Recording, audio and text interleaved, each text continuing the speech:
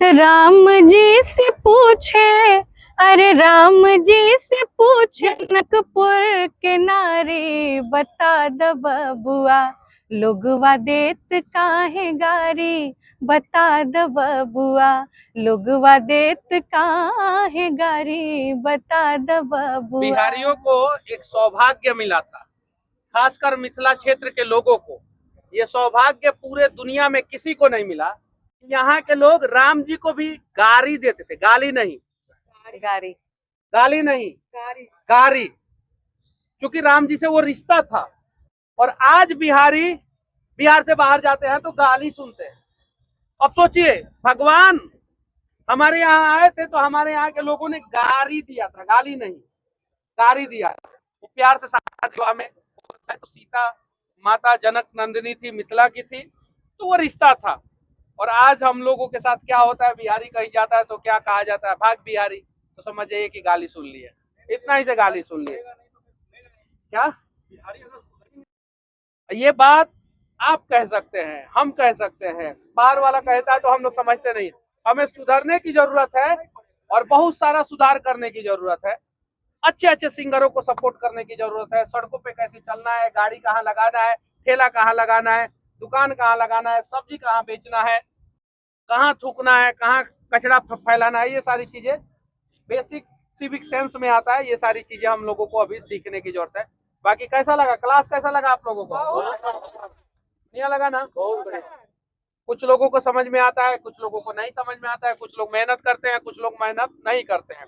जो लोग मेहनत करते हैं वो सफल होते हैं, जो लोग मेहनत नहीं करते हैं वो सफल नहीं होते हैं। अब जूही पांडे को लग रहा होगा कि हम कहाँ नहीं स्टार बन रहे हैं। इनको पवन सिंह से सीखना चाहिए, इनको खेसारी लाल यादव से सीखना चाहिए, इनको मनोज तिवारी से सीखना चाहिए। खेसारी लाल यादव अपने जीवन में 20 साल संघर्ष किए, नाच में लवंडा का डांस करते थे। अब आप मजाक उड़ाइए या जो करना है कीजिए, आज स्टार है वो खेसारी, आज स्टार वो है। आप उसको काट नहीं सकते हैं। आप सोशल मीडिया पे कह दीजिएगा रे लवंडा, उससे उसका इज्जत कम नहीं होगा। वो अपने दम पे स्टार बना।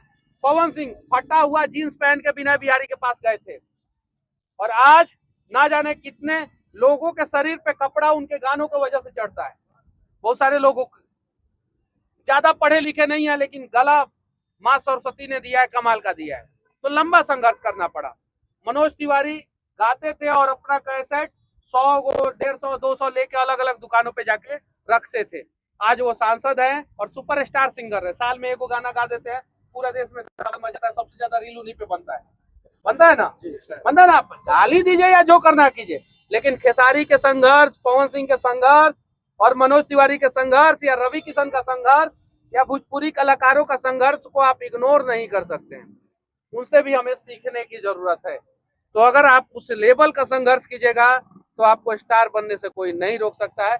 लेकिन संघर्ष के रास्ते में आप थक के बैठ जाइएगा तो फिर आपका मंजिल आपसे दूर हो जाएगा। आज पवन सिंह सबको पता है नेता लायक नहीं है, सबको पता है, लेकिन स्टेज पे चढ़ते हैं और जब बोलते हैं रवि किशन को कि होखबा तू कहीं और के प्रधानमंत्री, यहाँ के तो तू स्टार है बारह, तो सब लोग ताली बजाता है कि नहीं बजाता है? वो उसका टैलेंट है, वो उसका टैलेंट है, और उस टैलेंट के दम पे वो नेता बने हैं। तो अगर आपके अंदर एक टैलेंट है, आप लोग उसको इम्प्रूव कीजिए, आगे बढ़ाइए, और जीवन में तो सफल जरूर हो जाएगा। बाकी आप लोग उठा के देख लीजिएगा, गांव में जो सबसे ज्यादा शिकायत करेला ओकर बेटा सबसे ज्यादा बिगड़ेला। उठा के देख लीजिएगा लोग। और गांव में जो माता पिता शांति से रहते हैं उनका बेटा कम पढ़ेगा लेकिन बढ़िया नौकरी कर लेता है। तो अब आपको किसी का शिकायत करना है, टांग खींचना है, कि आपको हाथ खींच के किसी को आगे बढ़ाना है, निर्णय आप लोगों को करना है। एक दूसरे का साथ दीजिए, सहयोग कीजिए, और जीवन में खुद भी आगे बढ़िए और सामने वाला को भी आगे बढ़ाइए। अब खत्म किया जाए।